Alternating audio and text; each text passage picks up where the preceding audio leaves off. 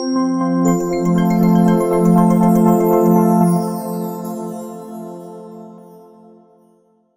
Assalamualaikum warahmatullahi wabarakatuh. Selamat pagi kepada seluruh peserta Urologi Resident Saturday Lecture Series atau UroShare. Selamat bergabung kembali dalam seri ini. Pada kesempatan kali ini, saya Ervandi bertugas sebagai moderator yang akan memandu untuk jalannya acara hari ini. Hari ini kita mendapatkan kesempatan yang sangat luar biasa karena terdapat dua konsulen kita yang akan membawakan materi, yakni Prof. Dr. Harina Erlianti Raharjo, spesialis urologi konsultan PhD, dengan topik Medical Therapy in Bladder Dysfunction. Kemudian di sesi kedua akan ada Dr. Nur Rashid, spesialis urologi konsultan, yang akan membawakan tentang testosterone replacement therapy. Untuk jalannya diskusi pada pagi hari ini, apabila kawan-kawan residen ada yang ingin ditanyakan, silakan untuk menuliskan dalam kolom chat box untuk kemudian dibahas di sesi diskusi. Sebelum acara dimulai, agar menjadi perhatian untuk seluruh peserta yang hadir hari ini, selama acara berlangsung untuk mematikan tombol suara dan kamera. Selanjutnya, untuk materi pertama, pada kegiatan UroShare, kali ini akan dibawakan oleh Prof. Dr. Harina Erlianti Raharjo, spesialis urologi konsultan PhD. Tanpa berlama-lama, izinkan saya membacakan CV narasumber pertama, yakni Prof. Harina. Prof. Harina saat ini bertugas sebagai staf konsultan di Departemen Urologi Fakultas Kedokteran Universitas Indonesia. Beliau merupakan seorang guru besar di FKUI. Saat ini juga menjabat sebagai Ketua Pengurus Pusat Kontinensia Indonesia atau Perkinas sejak tahun 2021 hingga sekarang. Menjabat juga sebagai Ketua Indonesia Society of Female Functional Urology atau INASFU, dan sebagai Koordinator Pelayanan Masyarakat Departemen Urologi FKUI sejak 2011 hingga 2016. Sejak 2014 menjabat sebagai tim penilai angka kredit dosen untuk asisten ahli dan lektor di FKUI RSCM. Dan sejak 2014 hingga sekarang menjadi sekretaris di S3 Ilmu Kedokteran FKUI RSCM. Sebelumnya beliau menyelesaikan pendidikan S1 profesi dokter di Fakultas Kedokteran UI tahun 2000, kemudian melanjutkan PPDS hingga meraih gelar spesialis urologi pada tahun 2006, dan melanjutkan pendidikan doktoral di Hannover Medical Hochschule di Jerman, dan menyelesaikan pendidikan tahun 2009. Kepada Prof. Harina, kami persilakan untuk menyampaikan materinya. Silakan, Prof. Baik, terima kasih Dr. Ervandi atas introduksinya. Terima kasih juga kepada panitia yang telah mengundang saya untuk memberikan ya semacam berdiskusi bersama lah ya pada acara UroShare ini. Saya coba share screen.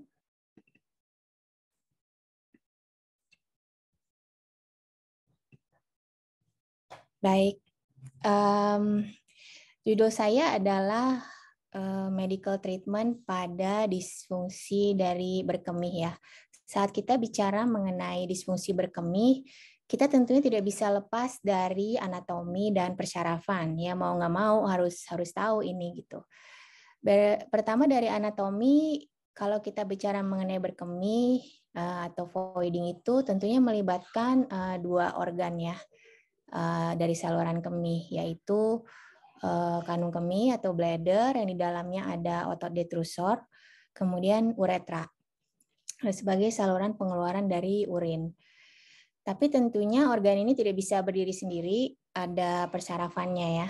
Persarafan saluran kemih bagian bawah itu terdiri atas dua persarafan besar, yaitu persarafan somatis yang dibawakan oleh nervus pudendal, dan kemudian persarafan otonom yang dibagi dua, yaitu persarafan parasimpatis yang berasal dari nervus clavicus dan persarafan simpatis yang berasal dari nervus hipogastrik.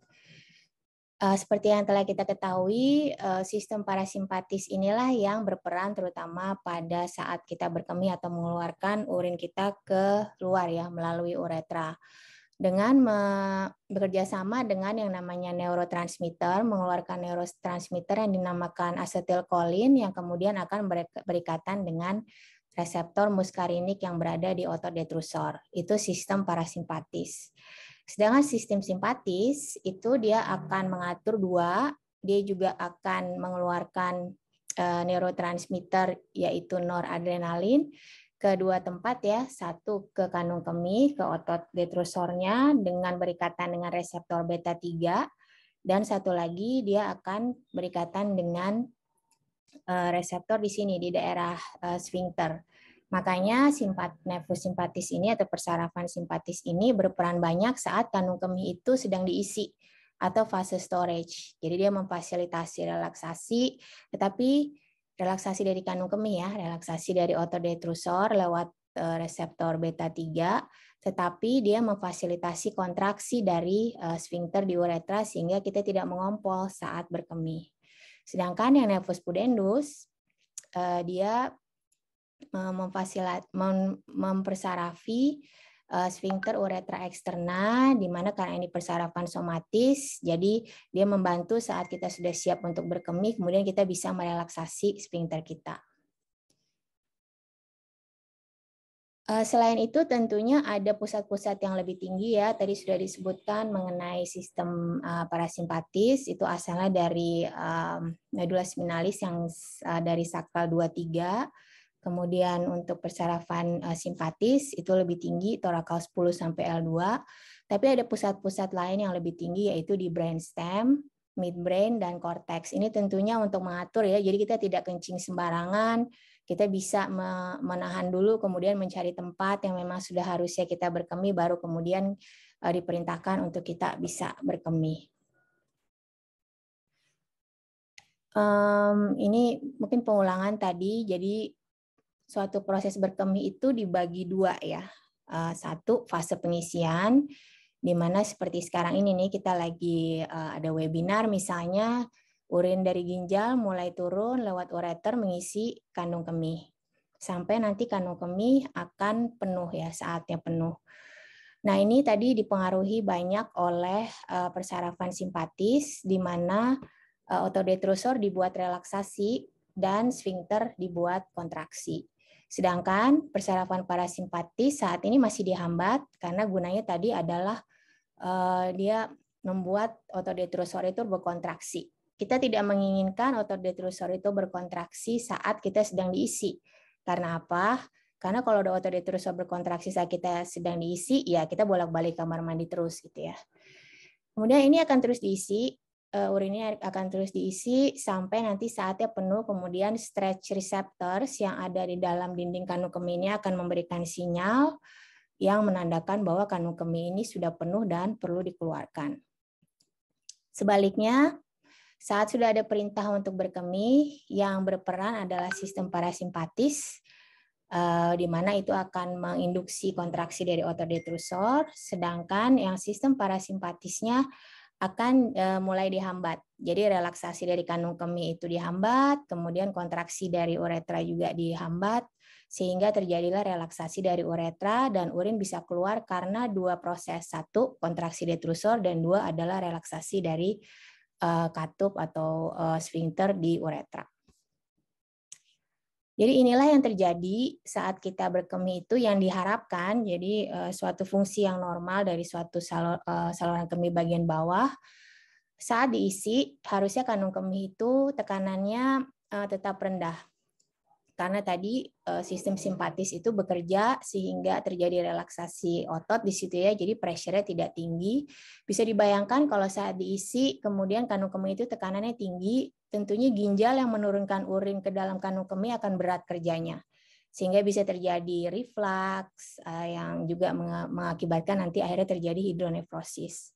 Stable bladder ini maksudnya jadi detrusornya tuh tenang-tenang aja gitu ya, tidak berkontraksi sepanjang kita diisi. Karena kalau tadi kalau bladdernya tidak stabil, kemudian terjadi kontraksi mulu, bisa dibayangkan kita bisa bolak-balik ke kamar mandi.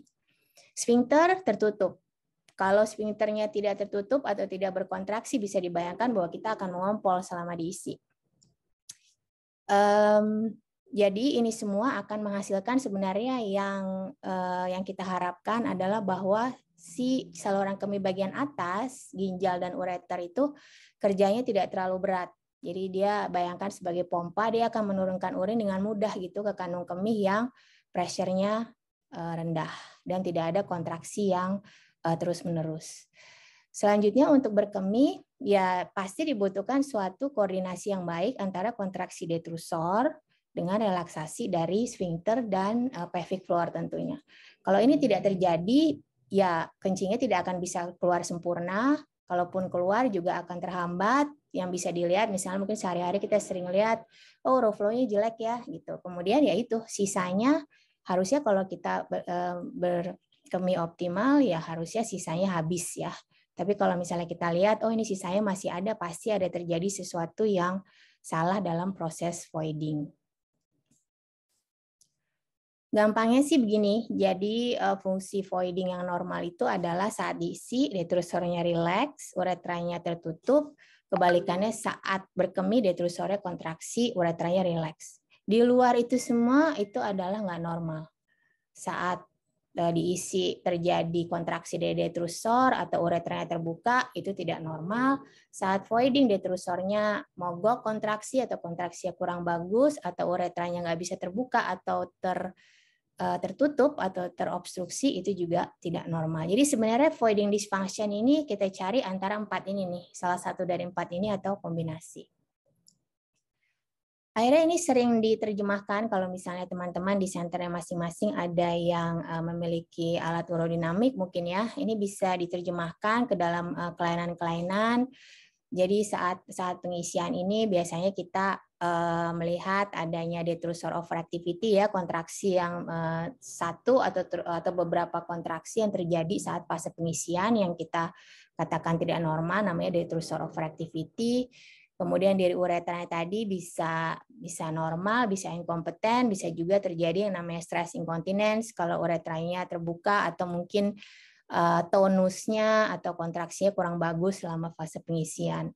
Sedangkan voiding ya bisa dibagi menjadi normal atau tadi kontraksinya mungkin kurang atau bahkan tidak ada kontraksi sama sekali, yaitu akontraktil. Dan yang mungkin sering kita dapatkan ya adalah obstruksi dari saluran pengeluaran dari kanung kemih, yaitu di uretra ya. Mungkin yang kita sering hadapi pembesaran prostat pada laki-laki, tapi nanti saya akan diskusikan bahwa kasusnya tidak hanya itu, banyak sekali kemungkinan yang lain.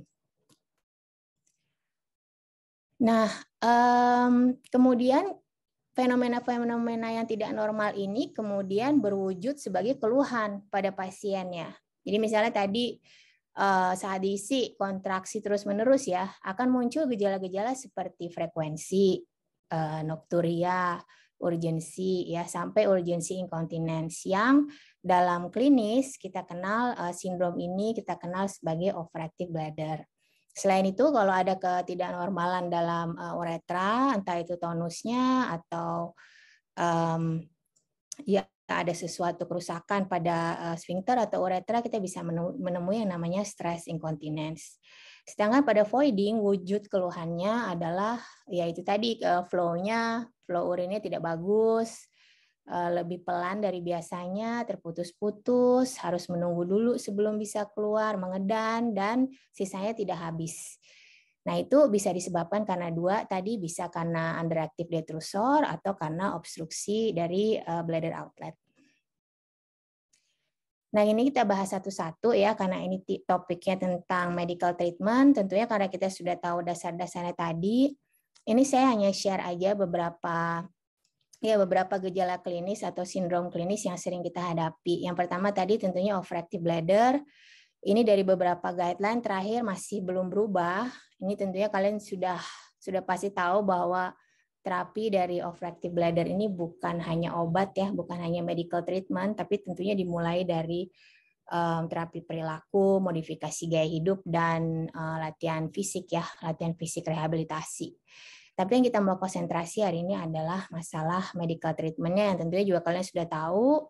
Tadi dasar-dasar persarafan dan anatomi sudah tahu.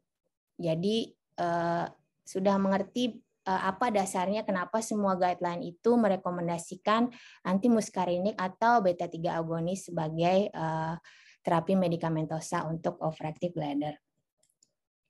Ya, ini sekali lagi dasarnya. Tadi kalau kita ingat bahwa normalnya parasimpatis itu mengeluarkan suatu neurotransmitter yaitu asetilkolin yang akan berikatan dengan reseptor muskarinik. Ini tugasnya adalah untuk kontraksi dari detrusor. Jadi sangat bisa dipahami saat terjadi overactive bladder, kita ingin meredam kontraksi-kontraksi itu sehingga kita blok reseptor muskariniknya dengan antimuskarinik sehingga kontraksinya jadi berkurang gitu ya. Jadi masuk di akal.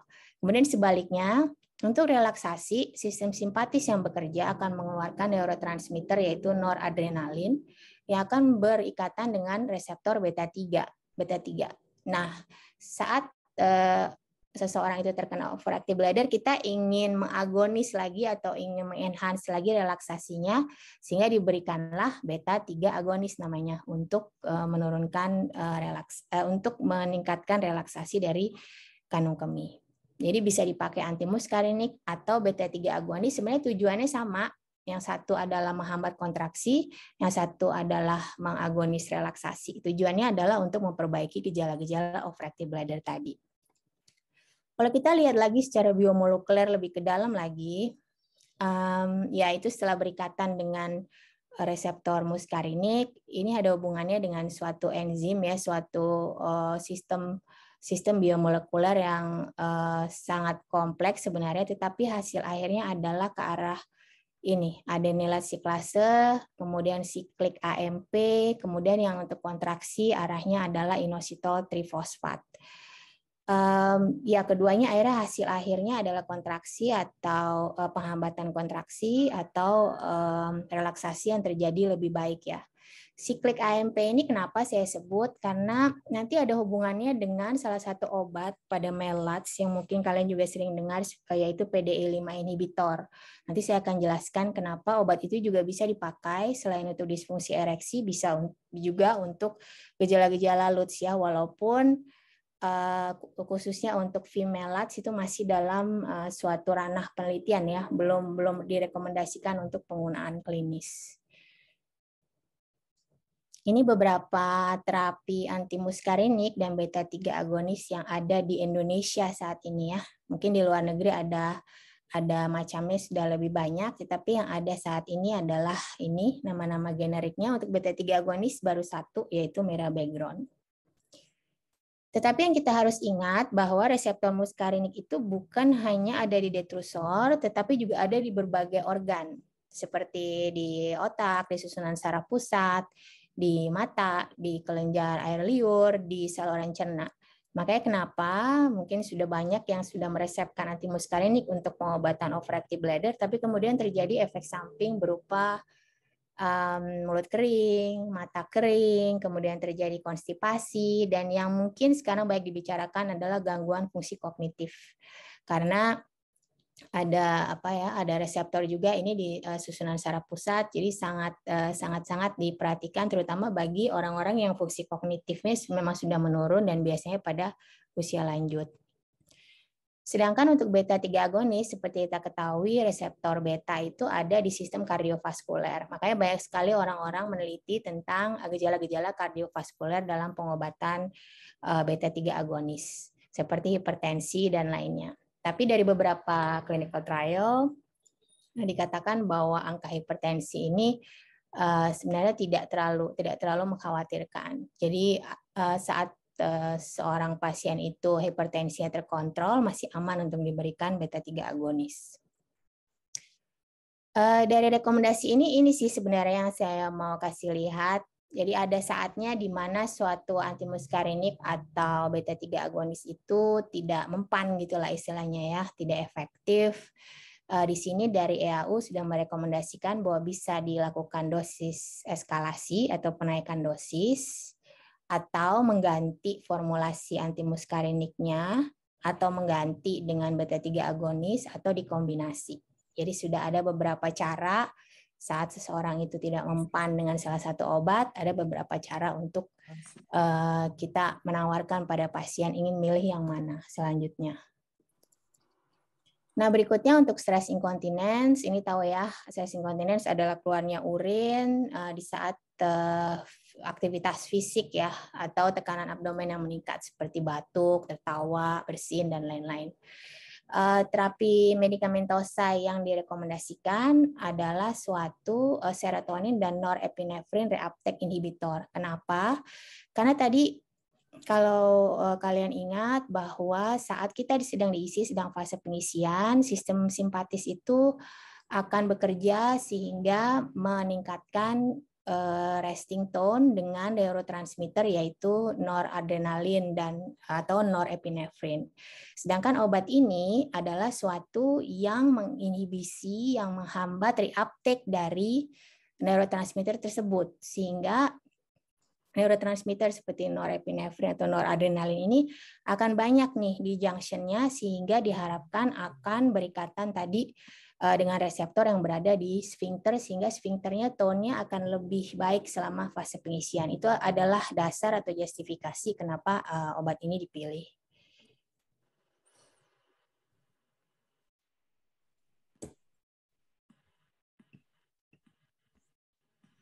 Oke, sorry. Obatnya bernama duloxetin ya. Sebenarnya di sini ada di Indonesia dengan nama dagang kalau nggak salah Cymbalta ya, tapi dosisnya mungkin yang direkomendasi oleh WHO adalah 2 kali 40 mg, tapi sediaan duloxetin yang ada di Indonesia ini kalau saya nggak salah adalah 30 mg. Yang harus diperhatikan adalah ini bisa membuat beberapa efek samping ya, seperti gejala-gejala gastrointestinal, SSP, sehingga harus diberitahukan kepada pasien walaupun gejala-gejala ini biasanya muncul di saat-saat awal pengobatan. Nah, ini diberikan pada pasien yang stress urinary incontinence-nya kira-kira tidak ada indikasi atau tidak bisa dioperasi, ini bisa ditawarkan. Saya sendiri jarang atau pernah mungkin 1 atau 2 kali mencoba meresepkan obat ini, atau pasiennya pernah melapor bahwa mendapat obat ini dari luar negeri gitu ya. Ada yang mungkin dari pasien itu ada yang merasa bahwa ada perbaikan gitu. Tapi terus terang dari saya sendiri jarang, walaupun obat ini ada sebenarnya di Indonesia. Kemudian estrogen. Ini saya sebut karena sebenarnya LUTS pada perempuan yang harus diingat sangat berpengaruh dengan kadar hormonnya. Itu sudah banyak diteliti. Pada perempuan menopause itu banyak sekali terjadi LUTS atau infeksi saluran kemih berulang ya. Jadi banyak sekali meneliti mengenai apakah pemberian estrogen terapi itu pada pasien yang postmenopausal itu berguna. Dan ternyata dari beberapa literatur penelitian, terapi estrogen terutama yang lokal ya, vaginal estrogen ini pada pasien-pasien perempuan yang postmenopause dengan incontinence tapi dengan simptoms adanya vulvovaginal atrophy itu bisa diberikan. Tapi harus hati-hati ya pada pemberian hormonal ini, harus melihat bagaimana risiko terjadinya kanker seperti kanker payudara atau mempunyai riwayat kanker ginekologi yang lain. Jadi biasanya kalau saya ingin memberikan, saya konsultasi dulu dengan mungkin bagian endokrin dari ginekologi, terutama yang sudah ada faktor resiko kanker ya di keluarga ataupun dari pasien sendiri. Kita beranjak sekarang tadi setelah selesai dari fase kelainan-kelainan fase filling, kita beranjak ke kelainan-kelainan di fase voiding. Pertama adalah obstruksi atau bladder outlet obstruction pada laki-laki. Menurut ICS, definisinya adalah obstruksi saat berkemih yang di karakternya adalah peningkatan tekanan detrusor dan berkurangnya flow dari urin. Ini definisi dari ICS.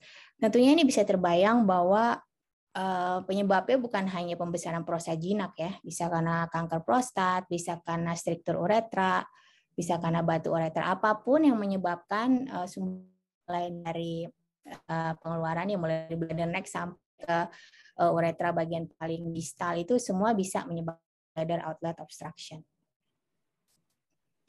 Ini tentunya kalian juga sudah familiar. Ada 2 nih kalau kita bicara mengenai salah satu penyebabnya bladder outlet obstruction yaitu pembesaran prostat jinak atau BPO ya, obstruksi karena pembesaran prostat. Itu ada 2 yaitu alpha blocker ya. Ini jelas justifikasinya karena ada reseptor alfa di daerah prostat, uretra dan bladder neck yang bila dihambat akan menyebabkan relaksasi dari otot polos sehingga menyebabkan flow-nya membaik. Sedangkan yang satu lagi 5-alfa reduktase inhibitor, seperti diketahui bahwa sebenarnya patofisiologi terjadinya pembesaran prostat yang jinak itu karena adanya sintesis dari dehidrotestosteron. Nah, yang memfasilitasi sintesis tersebut adalah enzim 5-alfa reduktase, sehingga apabila ini diinhibisi, dihambat, maka diharapkan sintesis DHT ini akan berkurang sehingga volume prostatnya pun berkurang, bisa lebih mengecil sehingga juga akan memperbaiki gejala. Tapi kalau kita lihat ini adalah bagan dari MELATS ya, yang kalau kita lihat kita bisa ngelihat di sini ada memang selalu ada alpha blocker dan PDE. Nah ini tadi yang saya bilang PDE5 ini PDE5 inhibitor ini kenapa? Karena fosfodiesterase PDE itu adalah enzim yang memfasilitasi degradasi dari siklik AMP tadi yang saya jelaskan pada gambar yang sebelumnya tadi. Siklik AMP dan siklik JMP itu adalah second messenger ya yang berpengaruh dalam relaksasi otot polos dimanapun sebenarnya. Di seluruh saluran kemih dia yang ikut berperan. Nah, kalau kita berikan inhibitor pada PDE, jadi enzim ini kita hambat, jadi degradasi dari siklik AMP dan siklik GMP ini akan berkurang sehingga jumlahnya banyak sehingga relaksasi otot polos akan lebih prosesnya akan tetap berjalan. Makanya kenapa ini adalah dasar pada MELATS atau kasus-kasus sumbatan di mana kita perlu relaksasi otot polos. Di sini ada tempatnya untuk memberikan PDE5. Kalau PDE5 ini khusus untuk siklik GMP ya. Kalau si AMP itu lebih ke arah PDE4. Tapi mungkin yang hasilnya secara klinis bagus sudah diteliti adalah PDE5. Nah, selain itu juga kalau misalnya sumbatan itu selain dari gejala-gejala voiding juga ada gejala-gejala storage-nya yang mirip dengan gejala overactive bladder, ya di sini bisa ditambahkan antimuskarenik tadi atau beta agonis sesuai dengan tadi ya terapi pada overactive bladder. Ya, kemudian untuk 5-alfa reduktase inhibitor tentunya adalah ini ketentuannya bahwa bila prostat volumenya besar, karena tadi bisa diingat bahwa mekanismenya obat ini adalah sebenarnya adalah untuk mengecilkan volume prostat. Jadi ini direkomendasi untuk prostat volume yang besar dan mempunyai risk untuk progression yang lebih besar yang ditandai dengan volume prostat dan PSA. Satu lagi mungkin yang mesti disebut adalah dalam kasus-kasus LUTS pada laki-laki, kita suka ketemu yang namanya nocturnal polyuria ya. Ini bisa dengan mudah dilihat dari bladder diary, di mana produksi urin malamnya itu adalah lebih dari 1/3 dari produksi urin per 24 jam. Kalau ini ada, kalau ini jelas terlihat, ini bisa diberikan analog dari vasopressin. Ini tadi pengulangan ya. Jadi sekali lagi 5-alfa reduktase inhibitor ini diberikan pada LUTS yang ada risk untuk disease progression, volume prostatnya besar, kemudian untuk alpha blocker atau PDE5 bisa diberikan, dan apabila ada gejala storage bisa diberikan antimuskarenik atau beta 3 agonis. Nah, gimana pada perempuan ya? Perempuan nggak punya prostat, jadi mungkin agak lain pendekatannya. Pada perempuan ini untuk bladder outlet obstruction-nya itu dibagi dua. Kita harus berpikir dua hal, functional atau anatomical. Yang anatomical udah jelas ya, struktur uretra, orang habis dioperasi anti-incontinence, misalnya habis dioperasi sling, mungkin terlalu ketat, menimbulkan obstruksi, prolaps, ini yang paling sering, di vertical uretra, karunkula, dan lain-lain. Untuk functional, ini sebenarnya tidak ada kelainan anatomi yang menyebabkan sumbatan gitu ya, tapi secara fungsi dia menyumbat. Sebagai contohnya primary bladder neck obstruction ini di mana keadaan bladder neck itu tidak bisa relaksasi saat kita berkemih. Dysfunctional voiding ya mungkin sudah sering lihat juga bahwa saat detrusor berkontraksi itu sphincternya juga ikut berkontraksi. Idiopathic urinary retention ini sphincter eksternanya yang nggak bisa relaksasi saat kita berkemih sehingga menghasilkan hal yang sama yaitu keluhan voiding. Dari EU guideline ada beberapa terapi ya untuk dysfunctional voiding. Ini juga banyak digunakan terapi relaksasi dari otot-otot pelvic floor. Mungkin kita sering mendengar adalah terapi Kegel ya, kebalikan untuk stress incontinence atau untuk urgency urinary incontinence kita banyak pakai Kegel exercise, kontraksi dari otot pelvic floor yang kita latih. Tapi kalau untuk dysfunctional voiding atau masalah obstruksi fungsional pada perempuan, ini kebalikannya yang kita pakai. Justru kita harus latih relaksasi dari otot pelvic floor. Karena kalau kita justru latihnya kontraksi, bisa dibayangkan makin nggak keluar itu nanti kencingnya.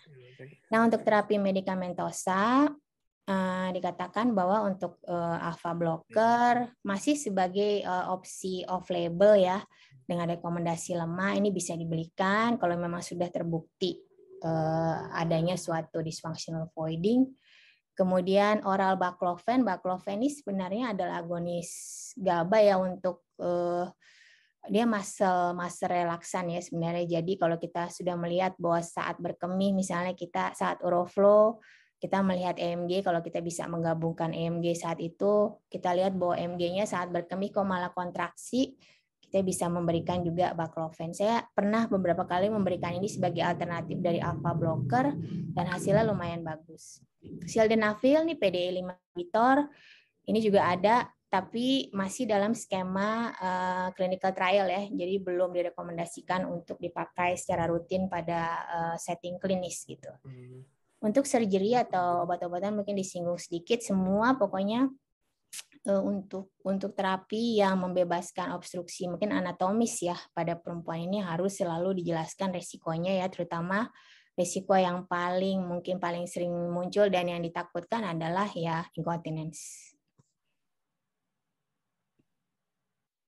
Ini beberapa alpha blocker yang ada di Indonesia dan 5 alpha reduktase yang ada, 5 alpha reduktase inhibitor yang ada di Indonesia. Kemudian satu lagi spektrum tentang kelainan voiding adalah underactive detrusor. Di sini definisinya adalah kontraksi dari detrusor yang berkurang secara kekuatan atau durasi yang menyebabkan juga berkemihnya jadi ada kelainan. Yang menarik di sini adalah kita bisa memberikan alpha blocker juga. Kenapa? Karena alpha blocker kan tadi sebenarnya buat obstruksi kan, bukan buat underactive detrusor, tapi kasarannya kalau kita memberikan alpha blocker itu kita membuat kerja si otot yang memang sudah lemah itu untuk bekerja lebih lebih mudah ya, karena resistance dari bladder aorta itu dikurangin gitu. Kemudian dari beberapa penelitian, kalau misalnya kita berpikir kenapa nggak kita kasih aja obat untuk menguatkan sistem parasimpatis ya, kan tadi yang berperan untuk kontraksi adalah sistem parasimpatis, kita kuatin aja gitu. Itu bisa macam-macam ya, dari agonis reseptor muskarinik, contohnya betanekol gitu ya, atau antikolinesterase enzim gitu ya. Jadi tadi kan kita ingat bahwa neurotransmitter yang berperan pada kontraksi adalah asetilkolin ya. Asetilkolin itu akan didegradasi oleh suatu enzim namanya asetilkolin esterase. Nah, dikasihlah inhibisinya sehingga berpikir bahwa akan menguat ya. Itu nama generiknya bistigmin bromida, itu yang mungkin sering diberikan oleh pasien-pasien.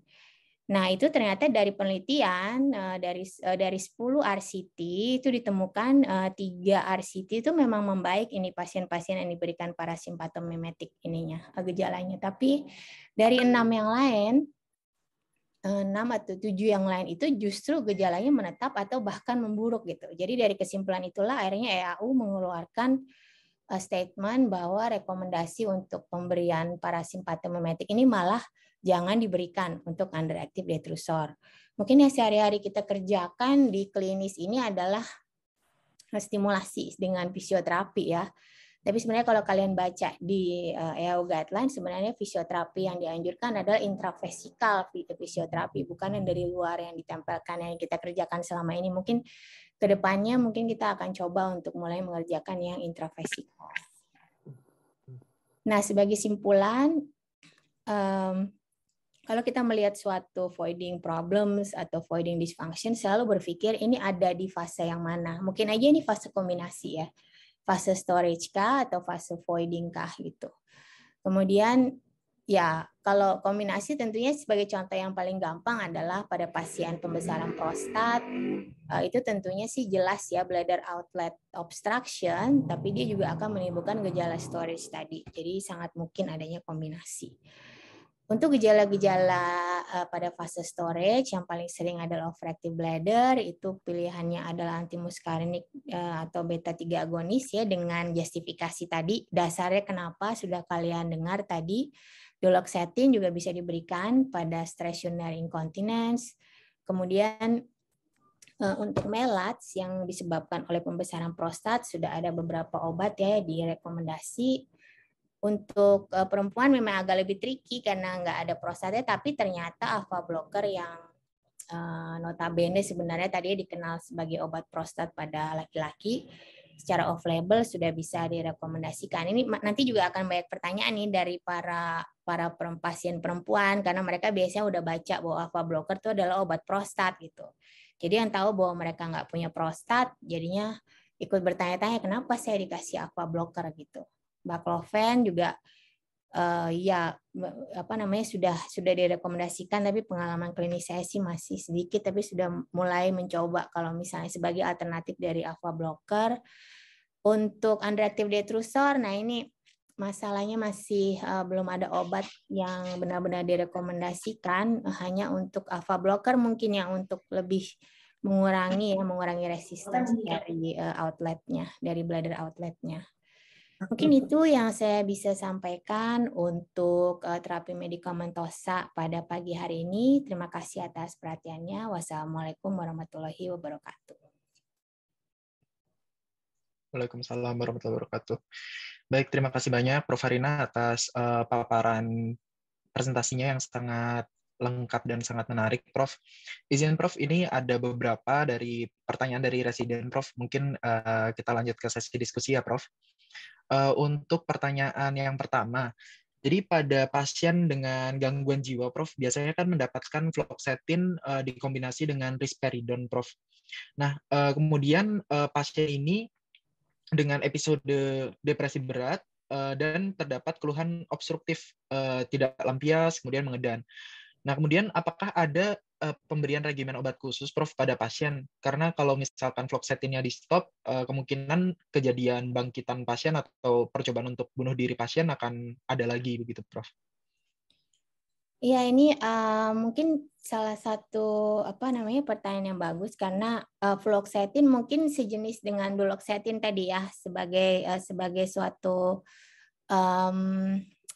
inhibitor dari reuptake tadi serotonin dan noradrenalin tadi yang banyak dipakai justru untuk stress incontinence, tapi dia kadang-kadang karena menimbulkan tonus yang menimbulkan tonus yang berlebihan atau mungkin terlalu keras ya pada sphincter sehingga bisa menimbulkan gejala obstruksi, gitulah kira-kira pertanyaannya gitu ya. Nah, ini memang unik, saya sih sendiri belum pernah dapat kasus seperti ini, tapi tentunya kita harus pastikan dulu sih sebetulnya. Kalau misalnya memang ini memang suatu gejala obstruktif, bayangan saya sih bisa dibantu misalnya dengan pemberian yang tadi alpha blocker misalnya kita kombinasi, kemudian kita ngelihat gejala-gejalanya lebih lanjut. Tapi yang harus diperhatikan juga adalah betulkah bahwa gejala-gejala mengedan dan ya tidak lampias ini betul purely hanya disebabkan oleh obstruksi? Sebenarnya sih pesan saya itu. Apakah benar ini karena obstruksi karena fluoxetine-nya aja atau memang ada masalah dari underactive detrusor juga? Kalau misalnya memang dia betul karena masalah obstruksi, bayangan saya sih harusnya kita bisa coba ya kalau misalnya tidak ada kontraindikasi ya dengan kita bisa kerjasama dengan psikiatri. Apakah boleh aman kita coba dengan alpha blocker atau tadi mungkin dengan baclofen tadi gitu. Kalau tidak ada interaksinya. Tapi ya tentunya untuk pengalaman interaksi dengan fluoxetine ini harus berdiskusi lebih lanjut dengan psikiatri. Mungkin itu ya yang saya bisa jawab pertanyaan pertama. Baik, Prof. Prof, berarti pada pasien seperti itu baiknya kan tadi dibilang harus dicari dulu apa memang dari awal ini ada masalah atau memang karena fluoxetine-nya. Nah, kalau untuk membedakan itu, apakah pasien terindikasi untuk urodinamik terlebih dahulu ya, Prof? Ya, kalau misalnya memang dari secara klinis kita mencurigai misalnya ini nggak purely hanya masalah obstruksi ya, misalnya ada masalah di persarafan seperti riwayat stroke atau diabetes, tentunya kalau pasien yang memungkinkan, ini pasiennya agak challenging juga sih pada pasien bipolar, depresi berat kita coba untuk melakukan urodinamik, tapi kalau seandainya masih bisa atau bahkan diperlukan pendampingan psikiatri, kalau kita mencurigai adanya faktor lain selain obstruksi, sebaiknya kita inikan dulu sebelum kita berpikir mau stop konsumsi fluoxetine, ya kita lihat dulu jangan-jangan ini underactive detrusor gitu masalahnya. Cuman kalaupun tadi, walaupun underactive detrusor, kita ingat bahwa kan obatnya saat ini juga sampai dikatakan nggak ada ya, obatnya adalah berusaha untuk merelaksasi bawahnya justru bladder outlet. Jadi bayangan saya juga akhirnya sih mungkin akhirnya kita harus mencoba untuk kombinasi obat ini dengan alpha blocker atau baclofen tadi sih gitu. Karena nggak mungkin kalau kita harus menstop konsumsi fluoxetine. Siap, Prof. Baik, Prof. Mungkin kita bisa lanjut ke pertanyaan berikutnya ya, Prof. Ya. Jadi pertanyaan berikutnya ini Prof, biasanya pada senile, Prof, pada orang tua itu kan dia polifarmasi ya, Prof. Ada yang minum obat kardiovaskular, diabetes, hipertensi, dan lain sebagainya. Nah, itu yang lebih disarankan untuk pasien orang tua dengan OAB, apakah lebih baik menggunakan antimuskarinik atau mirabegron ya, Prof, yang lebih aman? Nah, ini juga pertanyaan bagus. Untuk pasien usia lanjut, sebenarnya untuk mirabegron mereka dalam package insertnya sih sudah mengatakan bahwa hipertensi yang tidak boleh itu adalah hipertensi yang tidak terkontrol, dan kalau tidak salah tuh sistoliknya melebihi dari 180 ke atas gitu. Jadi sebenarnya range hipertensinya itu masih cukup luas ya. Tapi kalau kita sudah lihat bahwa ini orang hipertensi yang nggak terkontrol, tensinya sudah kadang-kadang mencapai lebih dari 180, bahkan pernah sampai 200-an, mungkin pernah ada riwayat stroke perdarahan, ya sebaiknya mungkin jangan dikasih mirabegron gitu. Kemudian tapi kalau dibaliknya lagi, kalau misalnya pasiennya itu ini kan dalam rangka menanyakan tentang usia lanjut ya. Usia lanjut, jangan lupa bahwa kita juga harus berhadapan dengan fungsi kognitif ya, di mana antimuskarinik itu banyak yang mengganggu lah fungsi kognitif ya karena reseptor muskarinik. Cuman ya mungkin Dr. Fandi ya kalau nggak salah yang waktu itu publish bahwa secara meta analisis sebenarnya ada yang aman juga gitu loh, yang nggak ada yang nggak ada bedanya dengan placebo, seperti contohnya waktu itu mungkin solifenasin atau imidafenasin itu juga dikatakan bahwa tidak ada perbedaan bermakna gitu dari meta analisisnya.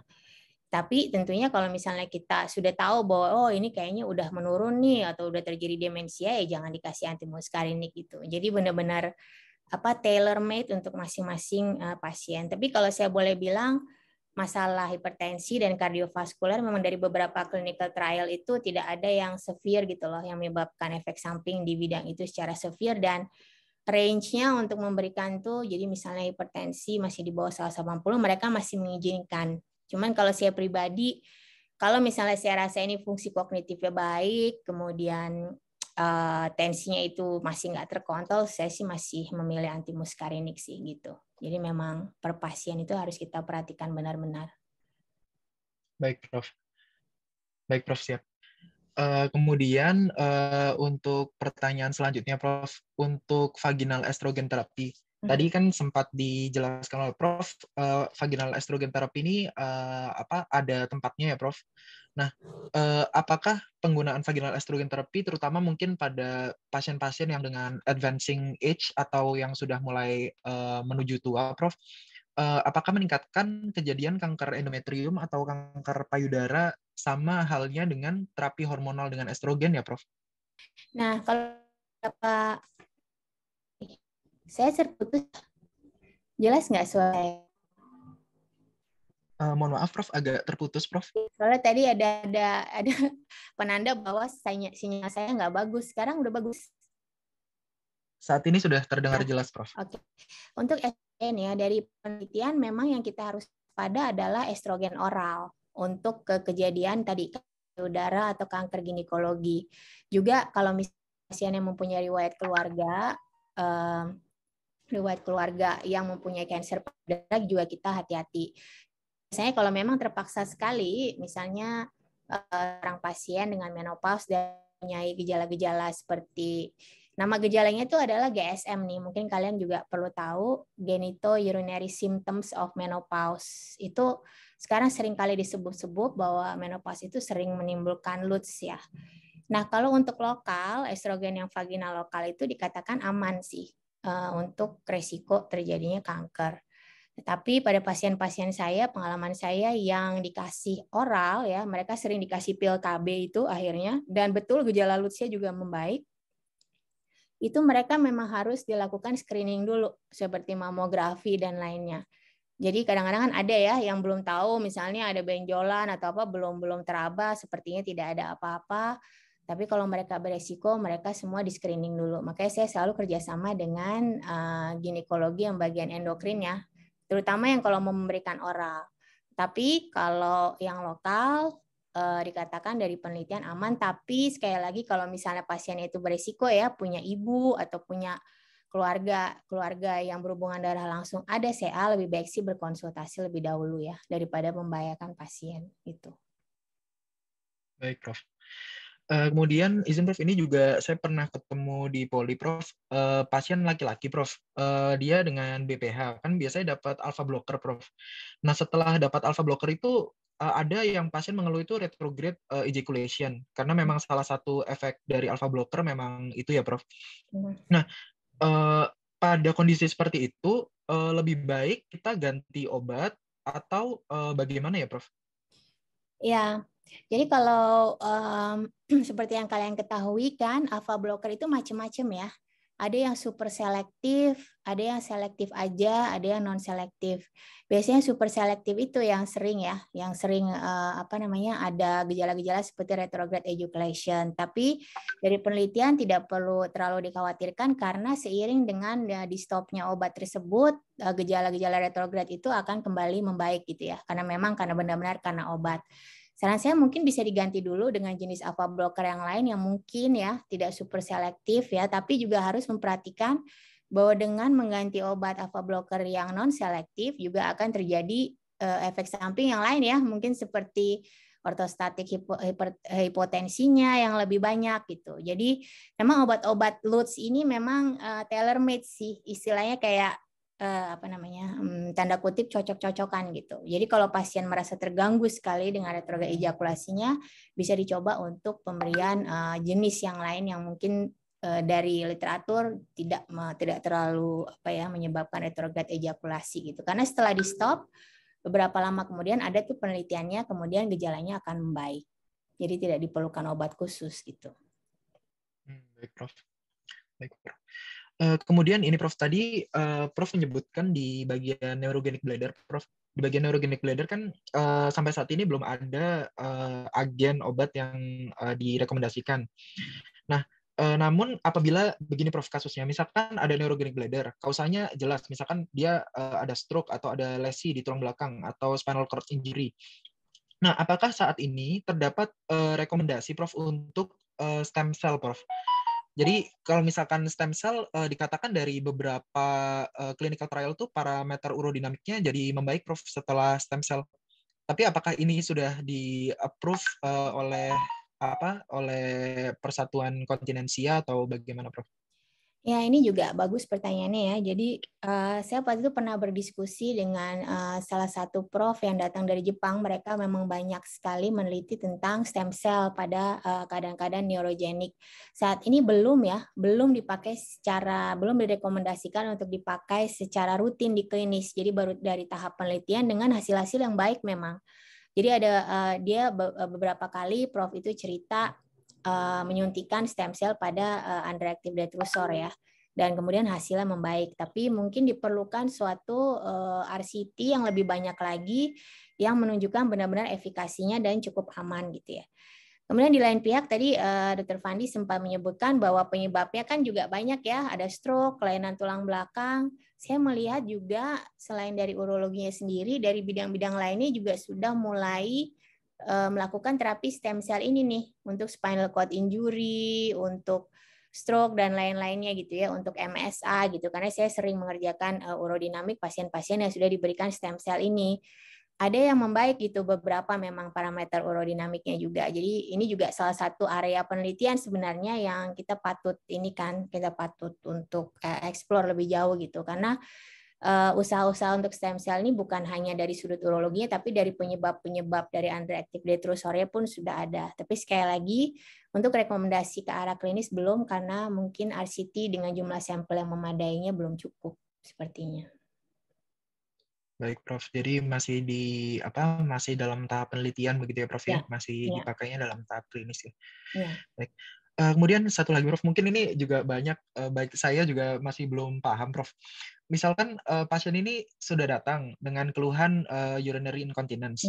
Kemudian sudah kita kasih obat nih, sudah kasih regimen obat. Nah, pada kunjungan berikutnya, katakanlah 1 bulan berikutnya, pasien ini ternyata keluhannya menetap masih sama. Nah, sampai kapan batasan durasi kita bisa mengatakan, oh, Bapak atau Ibu ini sudah gagal pakai obat, jadi lebih baik ganti metode terapi yang lain. Itu apakah ada batasan waktunya ya, Prof? Apa sampai 6 bulan atau? Ya, kalau batasan dari beberapa guideline adalah 12 minggu ya, Fandi. Tapi sekali lagi berhadapan dengan pasien LUTS ini kita harus melihat orang per orang ya.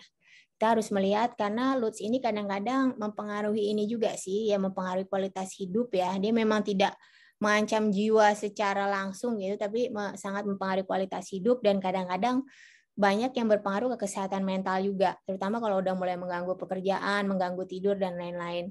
Tentunya kita harus lihat juga, kalau misalnya memang batasnya 12 minggu itu kan 3 bulan ya. Tapi kalau dilihat dalam waktu 1 bulan ternyata dia benar-benar nggak ada ininya, nggak ada hasilnya atau malah makin memburuk, ya harus lebih fleksibel sedikit gitu untuk mencoba mencari alternatif lain. Seperti tadi yang direkomendasikan oleh AU, bisa dos eskalasi, bisa coba ganti jenis, atau bisa kombinasi gitu. Jadi kalau kita lihat, rasanya kita lihat masing-masing individu pasiennya, karena nggak semua pasien itu bisa kita petakan seperti guideline harus plug 12 minggu, harus kita tunggu dulu sampai 12 minggu sampai ini, kalau enggak kita baru ganti atau kita baru pikirkan terapi berikutnya. Tapi kita lihat juga efek terhadap pengobatan ini, efek sampingnya, dan juga terhadap kualitas hidupnya itu bagaimana gitu loh. Kalau misalnya seminggu masih mengganggu, masih ini, dan pasiennya kelihatan sudah di-stres begitu ya, saya sih saran untuk mulai berpikir untuk mencari pengobatan yang lain gitu. Baik, Prof. Baik, Prof. Kemudian untuk pertanyaan berikutnya, ini Prof. Untuk pemberian desmopresin, Prof, pada detrusor overactivity mungkin ini ya, apa yang perlu diperhatikan atau monitoring, Prof? Oke, tadi desmopresin tadi kan disebutkan bahwa kalau misalnya ada pasien dengan keluhan nokturia gitu ya, pasien datang dengan keluhan, oh saya sering kencing dok gitu, harus selalu dipastikan dengan melewati pencatatan bladder diary yang baik bahwa ini adalah nocturnal polyuria atau enggak gitu. Jadi indikasi dari pemberian desmopresin ini adalah bahwa kalau kita ketemu di bladder diary betul ada nocturnal polyuria. Kalau misalnya nggak ada nocturnal polyuria, mungkin kita bisa berpikir bahwa ini adalah suatu overaktivitas detrusor di malam hari gitu ya. Nah, karena vasopresin ini gunanya kan adalah meningkatkan reabsorpsi air ya, terutama saat malam hari di mana obat ini diminum, ini bekerja di salah satu nefron di ginjal untuk mereabsorpsi air. Tentunya yang kita takutkan adalah efek samping hiponatremi. Jadi yang harus dilakukan tentunya harus memastikan bahwa kadar elektrolit sebelum pemberian ini normal ya, natriumnya harus normal. Kemudian kita harus lihat juga ini pasien ini lansia atau bukan, dan bagaimana monitoringnya di rumah ya. Misalnya lansia apakah tinggal sendiri atau enggak. Karena seperti diketahui bahwa gejala hiponatremi itu yang seringnya adalah ngantuk ya, awalnya ngantuk bisa sampai kehilangan kesadaran. Nah itu kan kadang-kadang pada lansia itu hal yang biasa ya, ngantuk, ketiduran depan TV gitu. Nah itu kalau nggak ada yang ngawasin, dia tinggal sendiri atau keluarganya nggak ada perawat khusus, takutnya tidak terdeteksi. Dan obat ini bekerja dalam waktu yang cepat, jadinya setelah diberikan obat itu juga harus dicek kadar natriumnya dalam waktu 3-7 hari setelah pemberian obat desmopresin. Jangan sampai terlambat. Karena begitu dicek kemudian ada penurunan, sebaiknya segera dihentikan. Saya itu juga dipesankan pada pasiennya ya, kalau sudah minum obat ini 1 jam sebelumnya sampai 8 jam setelahnya jangan minum air putih lagi. Gitu ya, karena emang orang ini kan mau tidur nih. Jadi setelah minum obat ini karena air akan direabsorpsi ke badan, jangan ditambahin lagi air dengan minum gitu. Karena akan membuat kejadian hiponatremi akan lebih mungkin gitu. Selain itu ya tentunya fungsi ginjal, fungsi jantung dan lain-lain juga harus diperhatikan. Jadi tolong dibaca mengenai guideline tata laksana nokturia yang sudah dikeluarkan oleh IAUI. Baik, siap. Terima kasih banyak Prof. Atas materi yang sangat menarik pagi ini dan sesi diskusi yang sangat menarik juga, beserta juga para antusias Prof. Karena mungkin kami memang perlu belajar banyak untuk materi ini. Terima kasih sekali lagi kepada Prof. Harina sudah meluangkan waktu di hari Sabtu yang cerah ini untuk mengisi materi dalam kegiatan Urosure. Terima kasih Dr. Fandi dan seluruh peserta resilient yang lain. Izin pamit ya.